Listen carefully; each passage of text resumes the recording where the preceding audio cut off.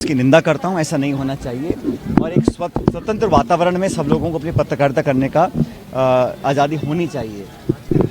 बहरहाल जो प्रचार चल रहा है, जिस प्रकार प्रधानमंत्री बार बार आ रहे हैं, मेरे ख्याल दोबारा उनका आने का प्रोग्राम है राजस्थान में, लगातार वो आ रहे हैं और आरोप राज्य सरकार पर लगा रहे हैं, लेकिन एक बार भी ये नहीं कह रहे कि पिछले 9 साल के कार्यकाल में राजस्थान प्रदेश के लिए ऐसा क्या विशेष उन्होंने किया।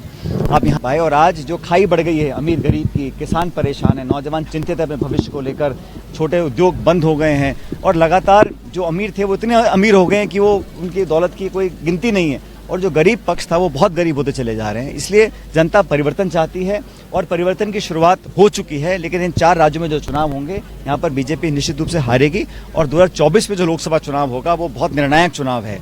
पूरी दुनिया देखना चाहती है और मैं ऐसा मानता हूँ कि लगातार कांग्रेस पार्टी का कद और ताकत कार्यकर्ताओं में बढ़ती जा रही है। लोगों के अंदर उनका एक सकारात्मक, लोग अपने आप को महसूस कर रहे हैं कांग्रेस के पक्ष में। इसलिए मुझे पूर्ण विश्वास है कि पहले से ज़्यादा बहुमत लेकर।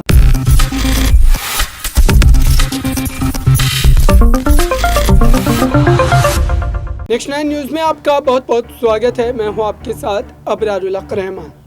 राजस्थान की सियासत में प्रदेश के प्रभारी सुखजिंदर सिंह रंधावा के कंधों पर कई बड़ी जिम्मेदारी है। दरअसल राजस्थान में इस समय विधानसभा चुनाव को लेकर पार्टी में मची उस भगदड़ पर सभी की नजर है। सभी ये सोच रहे हैं क्या पार्टी एकजुटता के साथ विधानसभा चुनाव तक खड़ी रह पाएगी या विधानसभा चुनाव से पहले ही पार्टी में कोई बड़ा उलटफेर देखने को मिलेगा।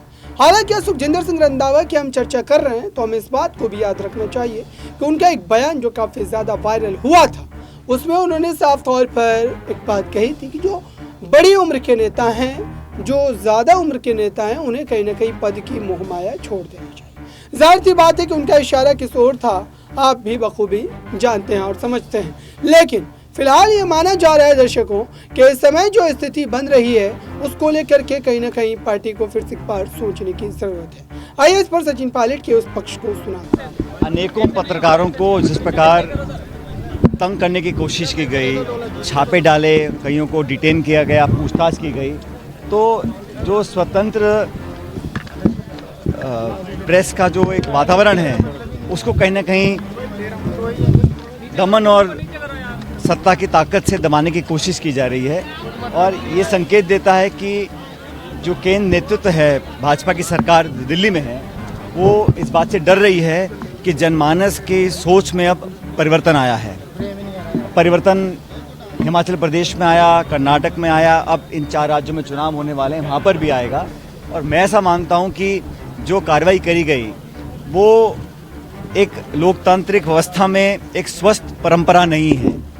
पत्रकारों को जिस प्रकार से दबाने की कोशिश की गई, मैं उसकी निंदा करता हूं। ऐसा नहीं होना चाहिए और एक स्वतंत्र वातावरण में सब लोगों को अपनी पत्रकारिता करने का आज़ादी होनी चाहिए। बहरहाल जो प्रचार चल रहा है, जिस प्रकार प्रधानमंत्री बार बार आ रहे हैं, मेरे ख्याल दोबारा उनका आने का प्रोग्राम है राजस्थान में, लगातार वो आ रहे हैं और आरोप राज्य सरकार पर लगा रहे हैं, लेकिन एक बार भी ये नहीं कह रहे कि पिछले 9 साल के कार्यकाल में राजस्थान प्रदेश के लिए ऐसा क्या विशेष उन्होंने किया। आप यहाँ पर आकर आप घोषणाएं कर जाएं, लेकिन जो ज्वलंत मुद्दे हैं, चाहे वो ERCP का है, चाहे हमारी जो परियोजनाएं अटकी हुई हैं धनराशि के अभाव में, रेल परियोजनाएं हैं, बड़ी बड़ी योजनाएं हैं, और राजस्थान सरकार का जो हमारा धनराशि बकाया है उसको केंद्र सरकार वापस नहीं कर रही है। पूर्ण बहुमत मतलब 25 सांसद 2 बार राजस्थान में बीजेपी जीत कर गए, लेकिन राजस्थान को कोई विशेष दर्जा, कोई विशेष पैकेज, कोई बड़ी परियोजना, कोई ऐसा संसाधन का दिल्ली से कोई योगदान नहीं मिला जो हम लोगों को अपेक्षित था। अब वो लगातार प्रचार कर रहे हैं, लेकिन आपस में जो खींचतान है भारतीय जनता पार्टी के अंदर वो जग जाहिर है। मैं उस पर प्रकाश डालना नहीं चाहता हूँ, जनता सब जानती है। मैं इतना कहना चाहता हूँ कि लगातार यहाँ पर हमारी पार्टी के नेता जो आ रहे हैं और हमारे प्रदेश का जो नेतृत्व तो यहाँ पर हमारी सरकार पार्टी का है, लगातार हम काम कर रहे हैं और समन्वय के साथ हम लोग बहुत तेज़ गति से आगे बढ़ रहे हैं।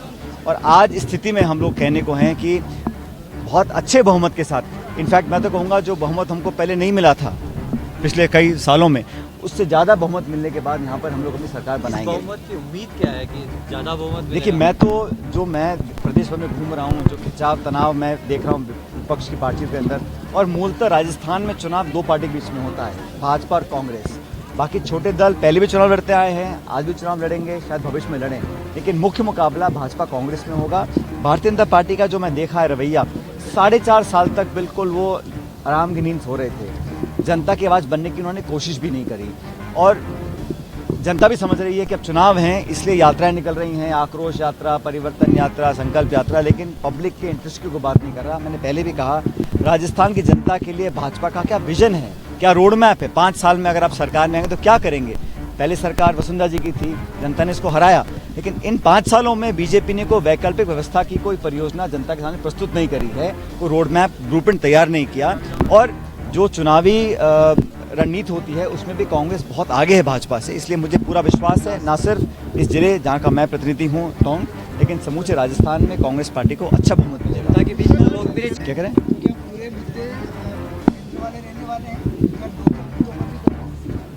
देखिए अब तो दोनों मुद्दे बराबर हैं, क्योंकि 9 साल जनता ने पूरा बहुमत बीजेपी को दिया, पूरा समय उनके पास था, एक पूर्ण बहुमत की सरकार थी, सिंगल पार्टी मेजॉरिटी बहुत सालों के बाद, मेरे ख्याल सन 84 के बाद पहली बार पूर्ण बहुमत किसी एक पार्टी को मिला।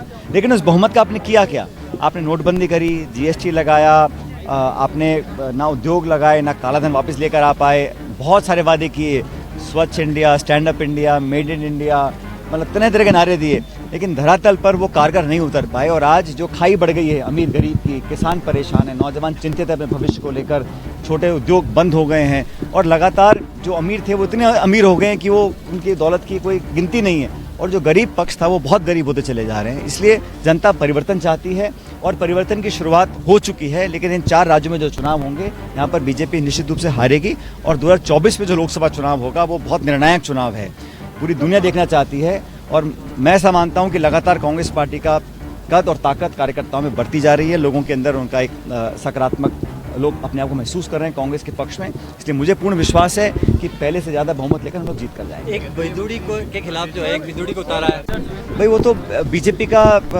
निर्णय है, किसको कहाँ चुनाव लड़ाना है, क्या जिम्मेदारी देनी है, ये तो उनका अपना निर्णय है। लेकिन पब्लिक को, एक सेकंड, पब्लिक ये अपने आप निर्णय कर लेगी कि किसको कहाँ वोट डालना है। कोशिश हर दल करेगा, हर पार्टी करेगी, लेकिन अपनी जिम्मेदारी को निभानी पड़ेगी जो अपनी पार्टी का काम करते हैं। मैं किसी व्यक्ति पर टिप्पणी नहीं करूंगा, मैं सबको जनता पे छोड़ता हूं, वो निर्णय करेंगे कि किसको वोट डालना है, किसको नहीं डालना है।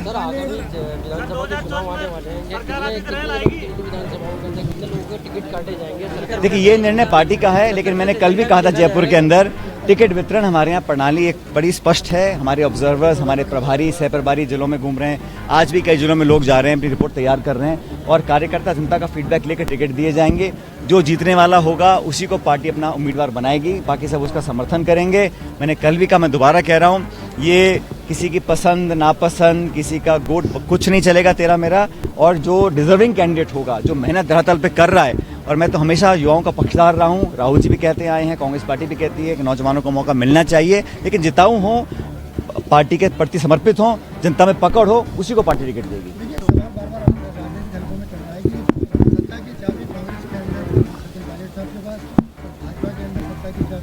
सत्ता की चाबी जनता के पास होती है, जो जनता के बीच में जाएगा, अपने आप को जनता के बीच में रखेगा, लोगों के दिल दिमाग में राज करेगा, वही व्यक्ति, वही दल जनता की सेवा करने के लायक बनेगा।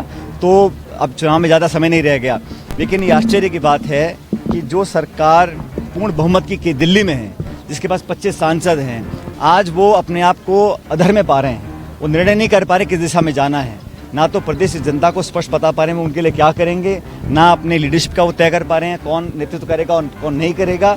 और जो असमंजस है, जो आपसी विवाद और खिंचाव है, वो भी जनता तक पहुंच रहा है। हमारे यहाँ हम सब मिलकर काम कर रहे हैं कांग्रेस पार्टी में, सरकार और संगठन, इसलिए मुझे पूरा विश्वास है कि मध्य प्रदेश में, राजस्थान में हम पूर्ण बहुमत सरकार आपका बनाएंगे। स्वास्थ्य कैसा है? कल आप चेकअप के लिए गए थे, आपका स्वास्थ्य कैसा है? तो प्रभारी तो पिछले चुनाव में बनाया, कौन बनता लास्ट टाइम चुनाव मुझे पता नहीं, तो प्रभारी बनने से कुछ नहीं होता, पब्लिक निर्णय करेगी किसको वोट डालना है। जनता जानना चाहती है आपका स्वास्थ्य कैसा है, चेकअप के लिए गए थे आप? भाई औपचारिक घोषणाएं तो पार्टी औपचारिक रूप से करेगी, लेकिन मैंने पहले भी कहा था, हमारी सबके कार्यकर्ताओं की ये दिली ख्वाहिश है कि जितनी बड़ी जीत पहले यहाँ से कांग्रेस पार्टी की हुई थी उससे ज़्यादा हो। हम लोगों ने काम किया है जनता के बीच में, और मुझे जो स्नेह और आशीर्वाद टोंक के लोगों ने दिया है उसको मैं कभी भूल नहीं सकता हूँ, और आने वाले समय में पहले से ज़्यादा बहुमत लेकर पार्टी यहाँ से जीत कर जाएगी। 24 में परिवर्तन होता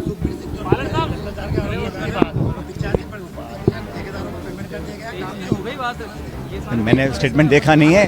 जो भी भाई चुनाव के समय आरोप लगाना को आम बात है, लेकिन जहाँ तक कामों की बात है, मैं समझता हूँ जनता निर्णय कर रही है कि पहले कितने काम हुए, अब कितने काम हुए, केंद्र सरकार ने कितने काम कराए और हमने कितने काम कराए। अगर परिवर्तन होता तो रेल कितने दिनों में आ जाएगी? ये हमारा पुराना कमिटमेंट है, हम लोग करना भी चाह रहे हैं, लेकिन ये ऐसा है, सुनो मेरी बात, डिफेंस, टेलीकम्युनिकेशन, रेलवेज, ये केंद्र सरकार के महकमे हैं। हमसे जो उम्मीद थी हमने पूरा कर दिया। जब मैं केंद्र सरकार में था हमने पूरी कार्रवाई करी थी। अब न जाने किन कारणों से इस पर कार्रवाई आगे नहीं हो पाई है। इसका जवाब तो हमारी सरकार बने तो हम कर ही रहे थे, लेकिन केंद्र सरकार, आज भी हम कमिटमेंट हैं यार, लेकिन केंद्र सरकार ने जो बेरुखी दिखाई है उसका जवाब जनता देगी। मैं तो उतना कहना चाहता हूँ कि जो परियोजनाएं राज्य सरकार की हैं उनमें कोई कमी नहीं छोड़ी, चाहे मेडिकल हो, चाहे स्कूल हो, चाहे कॉलेज हो, चाहे सड़क बिजली हो, लेकिन जो गवर्नमेंट ऑफ इंडिया के डिपार्टमेंट्स हैं उस पर केंद्र सरकार को रुचि दिखानी चाहिए थी, नहीं दिखाई, उसका मुझे बहुत खेद है। आपने सुना दर्शकों, सचिन पायलट और अशोक गहलोत के बीच की लड़ाई की ही तमाम चर्चाएं इस वक्त सुनने को मिल रही है, क्योंकि ये दो चेहरे ऐसे हैं जिनकी वजह से पार्टी जो है प्रदेश में अपनी सरकार भी बना सकती है और सरकार उनके हाथों से जा भी सकती है। यही एक बड़ा मामला है। कांग्रेस पार्टी हाईकमान के लिए भी कहीं न कहीं परेशानी का एक बड़ा कारण बनता चला जा रहा है। हालांकि इस पर पार्टी का क्या अंतिम फैसला होगा ये देखना होगा।